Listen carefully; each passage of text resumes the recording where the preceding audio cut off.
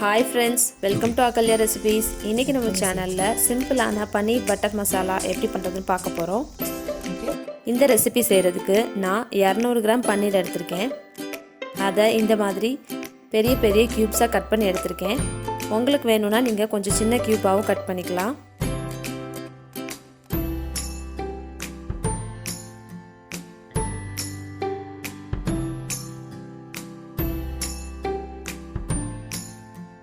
இந்த மாதிரி பன்னீர் கட் பண்ணி எடுத்ததுக்கு அப்புறம் மிதமான சூடான தண்ணீர் எடுத்து இந்த பன்னீர் கியூப்ஸை அதில் போட்டு ஊற வச்சிடலாம். ரெசிபி ஸ்டார்ட் பண்ணுறதுக்கு முன்னாடியே இந்த ஸ்டெப்பு பண்ணிடுங்க. இது எதுக்காக பண்ணுறோன்னு பின்னாடி வீடியோவில் சொல்கிறேன், ஸ்கிப் பண்ணாமல் பாருங்கள். இப்போது ஒரு கடாயில் ஒரு பட்டர் பீஸ் எடுத்து அது மெல்ட் ஆகிற வரை வெயிட் பண்ணுங்கள். மெல்ட் ஆனதும் ஒரு பெரிய வெங்காயம் இந்த மாதிரி கட் பண்ணது அதை இதில் போட்டு வதக்கிக்கலாம்.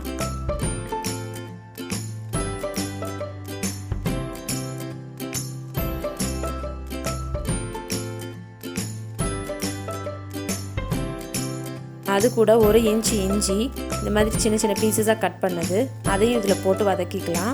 அது கூட ஒரு 7 பல்லு பூண்டு ரெண்டையும் சேர்த்து நல்லா வதக்கிக்கலாம். இது மூணும் ஓரளவு நல்லா வதங்கினதுக்கப்புறமா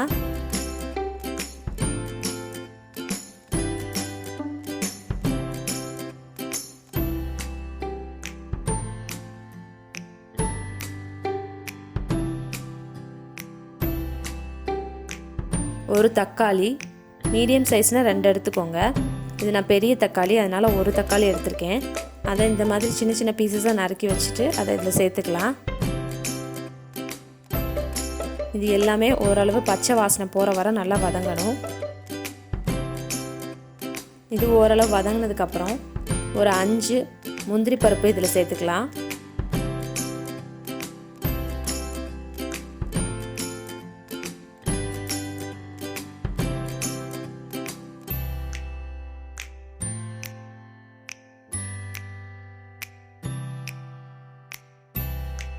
ஒரு 1/4 டீஸ்பூன் உப்பு கொஞ்சம் சேர்த்துக்கலாம்.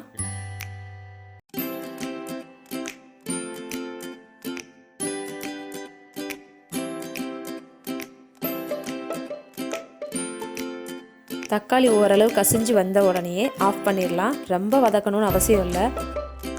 ஆஃப் பண்ணிவிட்டு ஒரு மிக்ஸி ஜாரில் போட்டு இதை பேஸ்ட்டாக அரைச்சிக்கலாம். இப்போது அதே கடாயில் கொஞ்சமாக பட்டர் எடுத்துகிட்டு அதை நல்லா மெல்ட் பண்ணிக்கோங்க. பட்டர் நல்லா மெல்ட் ஆனதும் 1 இன்ச் பட்டை, ஒரு பிரிஞ்சி இலை, 1/4 டீஸ்பூன் மல்லித்தூள், 1/2 டீஸ்பூன் கரம் மசாலா, 1/2 டீஸ்பூன் மிளகாய்த்தூள், 1/2 டீஸ்பூன் சீரகத்தூள். இது எல்லாமே இதில் சேர்த்து நல்லா இந்த பட்டரில் வதக்கிக்கோங்க. இந்த பொடியெல்லாம் கருகிடக்கூடாது, அதனால் ஸ்டவ்வை மீடியமில் வச்சு நல்லா வதக்கிக்கோங்க. வதக்குனதுக்கப்புறம் நம்ம அரைச்சி வச்சுருக்க பேஸ்ட்டை இதில் சேர்த்துக்கலாம். அந்த பேஸ்ட்டு இந்த மசாலா எல்லாத்தையும் சேர்த்து நல்லா வதக்கிக்கோங்க.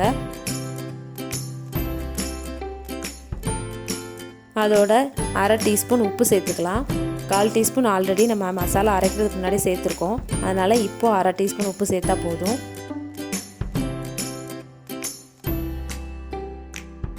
அதோட கொஞ்சமாக கசூரி மேத்தி எடுத்து இந்த மாதிரி கையில் போட்டு கசக்கி கிரேவியில் போட்டுருங்க. கசூரி மேத்தி போட்டால் தான் பன்னீர் பட்டர் மசாலா ரொம்ப டேஸ்டியாக இருக்கும்.